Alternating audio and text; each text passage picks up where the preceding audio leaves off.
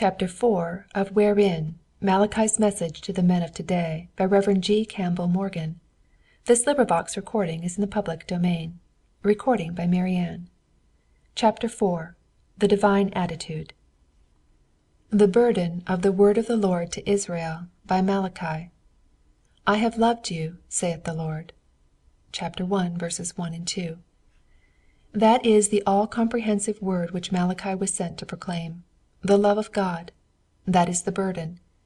Every word addressed to them concerning the details and conditions of their life springs out of that. In chapter 3, verses 10 to 12, we have the divine call. Bring ye all the tithes into the storehouse, that there may be meat in mine house. And prove me now herewith, saith the Lord of hosts, if I will not open you the windows of heaven, and pour you out a blessing, that there shall not be room enough to receive it. And I will rebuke the devourer for your sakes, and he shall not destroy the fruits of your ground. Neither shall your vine cast her fruit before the time in the field, saith the Lord of hosts. And all the nations shall call you blessed, for ye shall be a delightsome land, saith the Lord of hosts.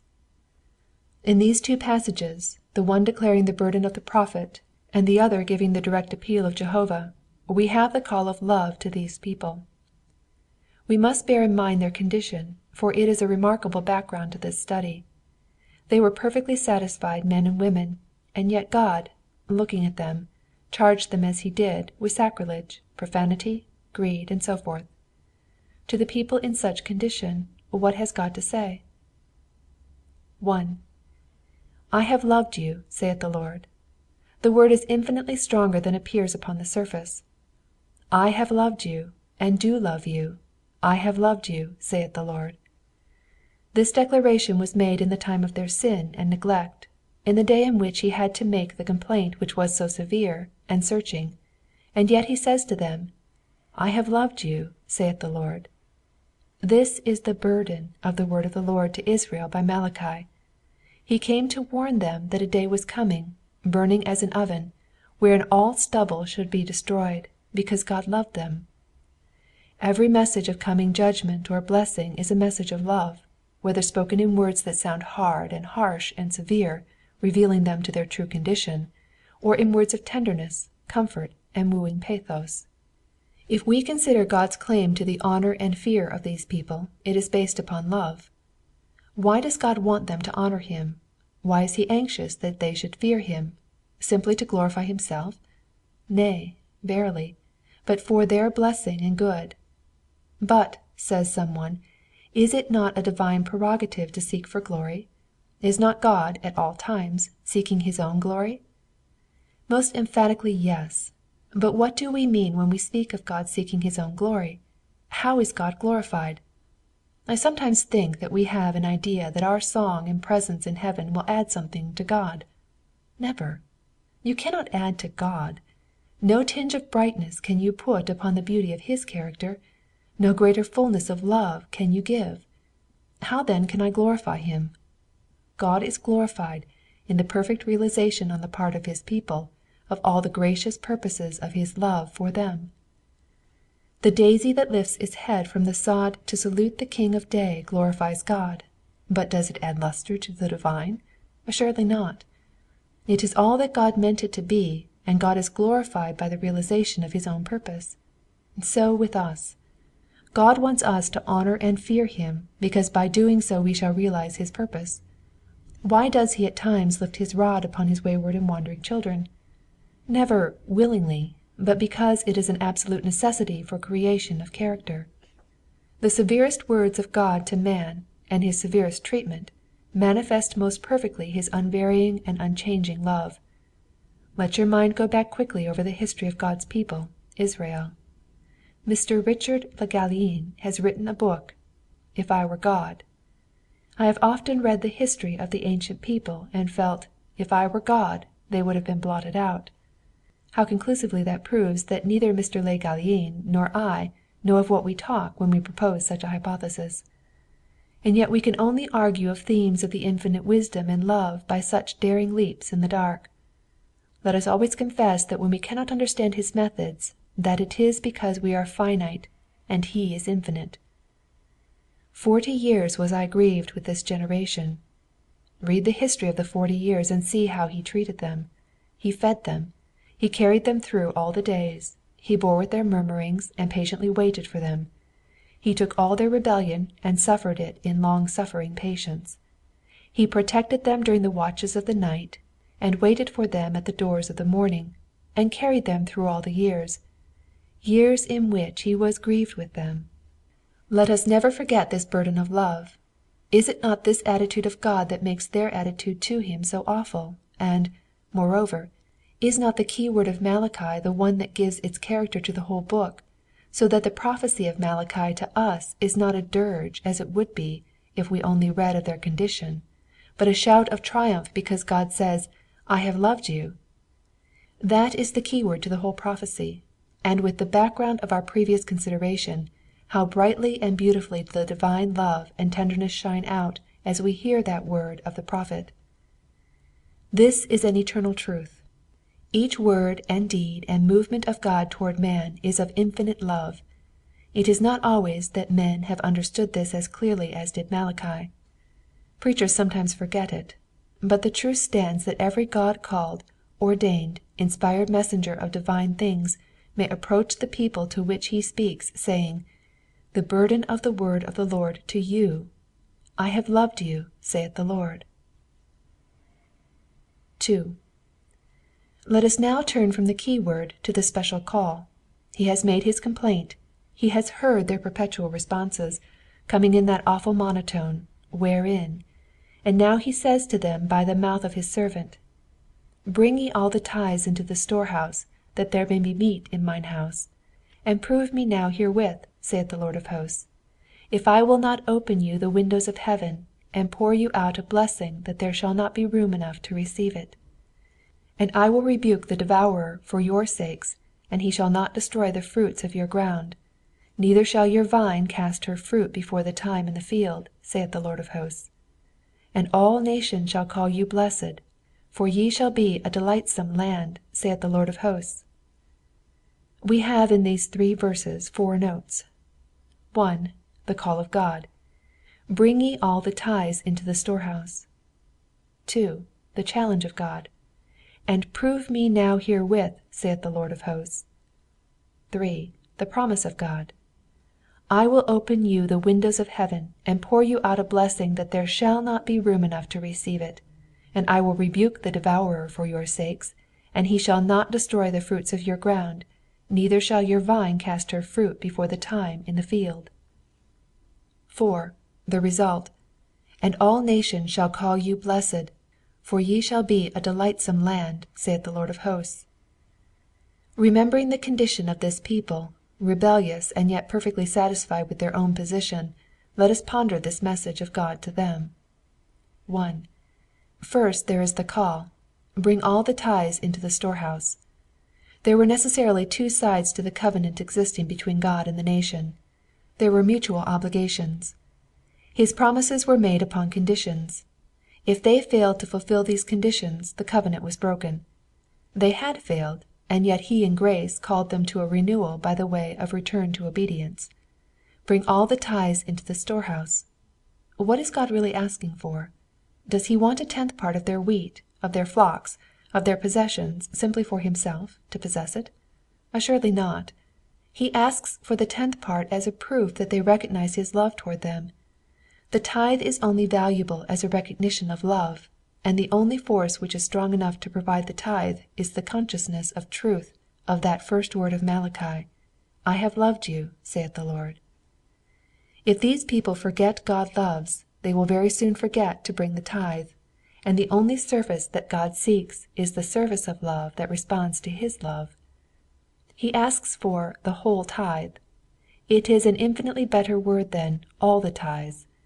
That is a mathematical phrase, and seems to suggest a mathematical or mechanical religion. But the whole tithe means not only the produce of their land and labor, not only the outward form, but its inner intention. All the tithes is not necessarily the whole tithe. Supposing one of these men had possessed 100 shekels.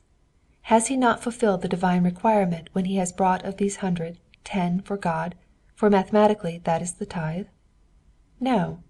Out of the 100, 10 perfect shekels may be placed upon the altar, the coins genuine to the eye of man, but in God's sight counterfeit. They did not constitute the whole. What was lacking? The recognition of love. There was not the response of love to love for which God is always asking, "Bring the whole tithe." There is an apparent wholeness to us that is the utterest fraud in the sight of God. There is a mechanical correctness, devoid of essential love, which God spurns. Bring the whole tithe, and bring it in right away. Let it come as the recognition of his love. When it is thus brought, it means, borrowing a sentence from the New Testament, we love him because he first loved us. Our love is but the offspring of his love. Our tithe given, a recognition of his all bestowed. God is calling for the investiture of form with power, and the one power which God recognizes is that of love. If we would see our organizations invested with power, they must be invested with love, and the preacher is to preach, and the worker to work, not to give God a mechanical quantity, but in response to love. When that is an established fact the tithes are brought into the storehouse. 2. Now for the challenge. Prove me now herewith.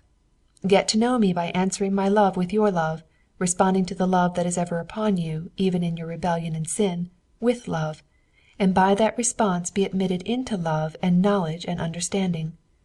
Prove me now herewith. This was God's challenge to the people. 3. Mark the promise. Prove me if I will not open you the windows of heaven and pour you out a blessing, that there shall not be room enough to receive it. The source of blessing, heaven's windows open, the measure of blessing, until there shall not be room enough to receive it. Now the word really is, until there shall not be a sufficiency. It is possible that our translators both in the authorized and revised versions have caught the true spirit of the word, but it is somewhat ambiguous. One daring commentator of other days suggests that it should read, "Prove me now herewith, saith God, till there shall not be a sufficiency." That is to say, says the writer, God will keep on pouring blessing out until his own sufficiency ends, and when can that be? Never. The writer says this is the most remarkable figure in the whole book. It is a magnificent conception, even if it does not catch the first and true meaning of the word. The thought is that of the prodigality of divine love. It runs over every measure, and goes before us, and encompasses us even in our sin, and he says, if you will but bring the tithe, acknowledge the love, and look up and say, "Eternal love, we love," I will open the windows of heaven and pour out a blessing that you cannot receive it. What else? I will rebuke the devourer. The insect that is destroying your crops I will destroy for your sakes. That word, rebuke, is the same which is used in the 2nd chapter and the 3rd verse, translated there, "Behold, I will corrupt your seed." Corrupt is the correct word. Lift that word and put it in here. I will corrupt the devourer. The punishment was that all the seed was to be corrupt, but the devourer was to be corrupted. I will corrupt the devourer. And then follows the perfect figure of beauty and strength. Neither shall your vine cast her fruit before the time in the field. 4. What is to be the result of this blessing? All nations shall call you happy. God says that when his people return to him, bringing the tithes, and he returns to them in blessing, there is to be a great consensus of opinion as to their condition. All the nations of the world will make an admission concerning them. There shall be none who shall deny their blessedness and happiness. All nations shall call you blessed. The world is waiting for that. I do not think it has ever seen it. The blessing of God for the people has not been seen in Israel's history or in the history of the Christian church. We have never reached it. I think it will come when the King comes, and in his own kingdom he sets up the blessings of love which he described in the Sermon on the Mount. Then all the nations shall say, "Happy is the people whose God is the Lord." And what more? Yours shall be a delightsome land, perfect in itself, the ideal realized as the result of obedience. 3. What are the thoughts which this study of the divine attitude suggests for us? First, that of the great eternal love. Notwithstanding all the varied and varying conditions of humanity, love underlies all the divine dealings, and love still marks the attitude of God to his people despite their failures, their rebellion, alas, alas, so often evident. There is a very considerable tendency to-day, on the part of the people whose eyes are open, and who are in a measure responding to the divine call, to become a clique, or class, and look down on the failure of their brethren and sisters who are still living the lower life of formalism.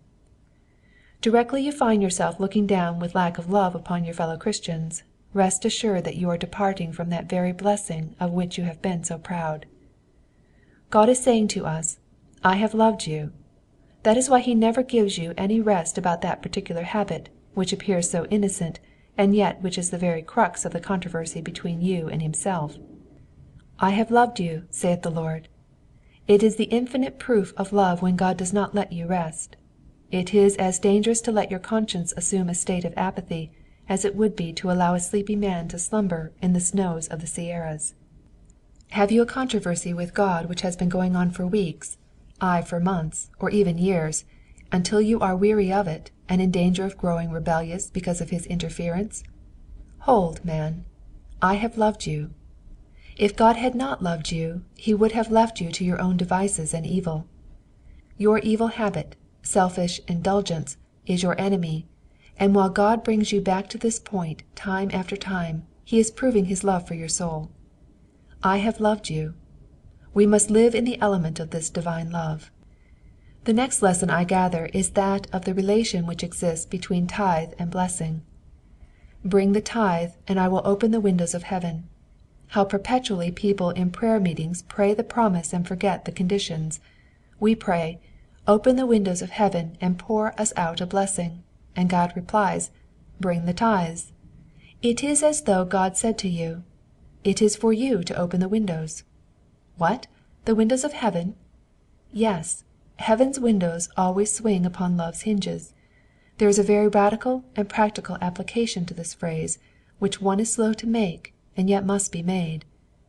Do not imagine because we are living in a spiritual dispensation we are no longer bound in the matter of material giving. We are to bring the tithes. It is not the tithe that God asks from you, but everything. You may make a proportionate statement of it if you will.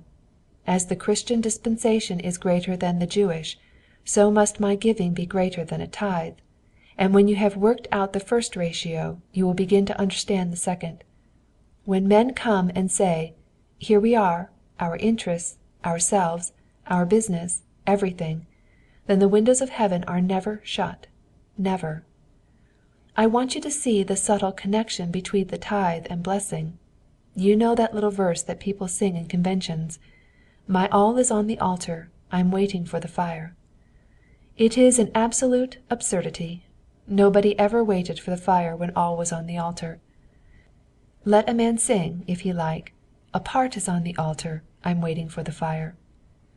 I do not know that he ought to waste the time in singing even that, but bestir himself to get the other portion on the altar. That is his business. When you and I put our all upon the altar, the fire falls directly. You read in the story of Elijah how the fire descended straightway. God's conditions being fulfilled, God's promises never halt. It is you and I that are maimed and lame and halt.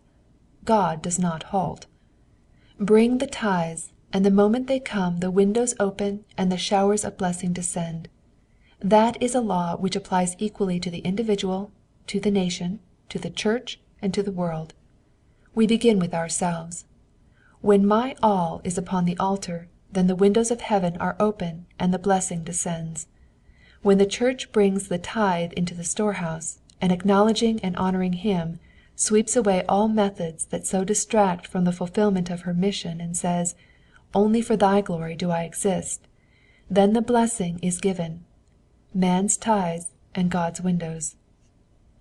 Then we must go further still and notice not only the relationship between tithe and blessing, but that between love and tithe. Tithes never reach the storehouse except in response to love. Mechanical religion cannot last. It always becomes weary and ceases. I may preach to you, and use every argument I know as to your giving to God. You will never do it in response to human eloquence. When do men give to God? When they have a true vision of Him. That is the secret of giving tithes, and that, in its turn, is the secret of the opening of heaven's windows. Out of that grows another question. How can we love? Only as we prove God in the path of obedience. This is a burden laid upon my own heart perpetually. I love God in proportion as I obey Him. The first steps may be taken in the dark without seeing a reason, but take them, and you will begin to see the wisdom and tenderness, and compassion and love of God. I love when I obey, and when I love, I obey. Which is cause and which is effect? There is an inner relation in the progress of Christian love. But obedience is the first thing.